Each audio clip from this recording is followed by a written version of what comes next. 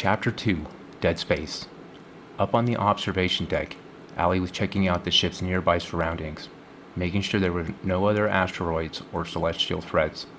A gasp escaped her lips as the vast silhouette of an enormous planet cast an intimidating shadow that loomed alarmingly close. She looked at the data of the navigation system and realized that the ship was headed for a collision if the ion drive didn't become functional again. She decided to contact Hesbian on the comm. "Captain, we are headed for a crash course into a massive planet. If we don't get the ion drive back up and running quickly, we will be pulled into its gravity." Hesbian's voice crackled through the comm. "Thanks for the heads up, Allie. Return to the bridge immediately." "Will do, Captain," Allie said as she headed down the ladder leading to the bridge. Hesbian activated his comm. "Trevor, what's the status on the ion drive? We are getting dangerously close to being sucked into a planet's gravity. Please tell me you've made some progress." "Slow and steady, sir. There's a lot of damage," Trevor's voice replied distractedly. Meanwhile, in the medical bay, Laura was doing her medical checks on the crew.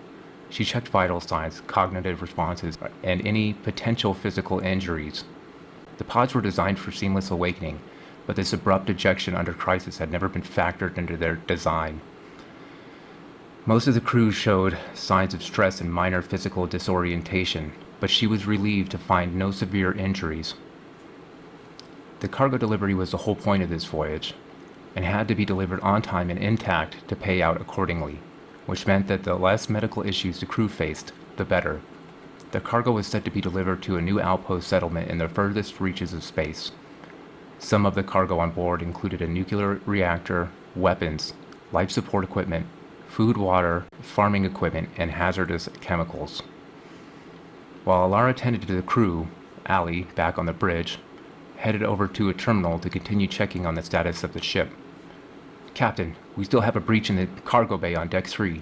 We can't leave the cargo there in jeopardy." Hesbian turned towards Allie and activated his comm to talk to Maria. "Maria, what's the status on the hull repair?" There was no reply, and Hesbian tried again. "Maria, do you copy?" There was still no response. He spotted Security Officer Jackson headed over and said, "Jackson, I need you to head to the cargo bay on Deck 3. Maria is failing to respond to her comm, and we need to see if she is all right." Jackson nodded and said, "Right away, sir." He then turned sharply and headed off to Deck 3. On Deck 3, as Jackson neared the cargo bay, an unsettling thumping noise emanated from behind its doors, quickening his pulse. He hesitated outside the door, the thumping growing more defined. As he opened the door and entered the room, his heart lurched as his foot narrowly missed Maria, her body wreathing uncontrollably on the cold metal floor. He hurriedly activated his comm. "Captain, we have a medical emergency in the cargo bay of Deck 3. I need a medical officer immediately. Something happened to Maria." Hesbian's voice blared across the comm. "Okay, stay with her. I will send somebody immediately." As he waited anxiously for medical aid, Jackson held Maria, feeling the violent tremors racking her frame. Her once familiar face now distorted in pain, leaving him with an overwhelming sense of helplessness. Elsewhere on the ship, in the medical bay, Medical Officer Dan ended the comm call he received from Hesbian, instructing him to head to the cargo bay on Deck 3. He quickly grabbed his things and headed off while Alara continued finishing up with the examinations. Logan Patel, with his maintenance bag close by, was the last crew member getting examined by Alara when Hesbian's voice came through the comm. "Logan, get over to the cargo bay on Deck 3. I need you to patch the breach in the hull before we lose all of our atmosphere." "Yes, sir," Logan said into his comm as he stood up, interrupting Alara. "Sorry," he said to her as he headed off.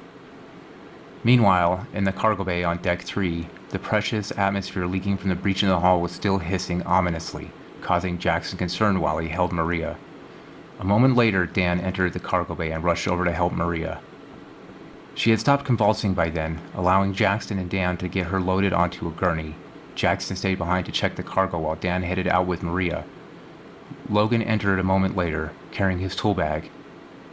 "You here to finish the repair?" Jackson asked Logan as he checked the straps on one of the containers. "Yeah, I should have it sealed shortly," Logan replied as he approached the breach. Dan continued to push Maria through the corridors of the ship, heading to the medical bay.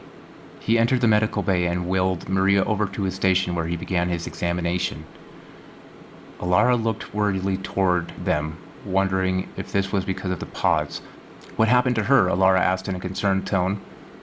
"Not sure yet. Jackson found her convulsing at the door of the cargo bay on deck 3, he answered. Back on the bridge, Hesbian's fingers danced across the terminal, eye-scanning data with an intensity that betrayed his concern. He activated his comm. Logan, how's the repair on the hull coming? We can't afford to lose any more atmosphere. A moment later, Logan's voice came back through the comm. I'm almost finished, sir. Give me another 10 minutes and I should have it closed up. Okay, get a move on, Hesbian commanded. Back in the medical bay, Alara was helping Dan examine Maria, while Alara readied a thermometer. Maria's previously lifeless form began to twitch. Her eyes, cold and devoid of any familiar warmth, snapped open. Without warning, she lunged at Dan, fingers wrapping around his throat as she began to strangle him. Dan tried to break her grip. Alara quickly grabbed a sedative and injected it into Maria's neck. A moment later, Maria's grip loosened, and she slumped back onto the exam table while Dan fell to his knees, gasping for air.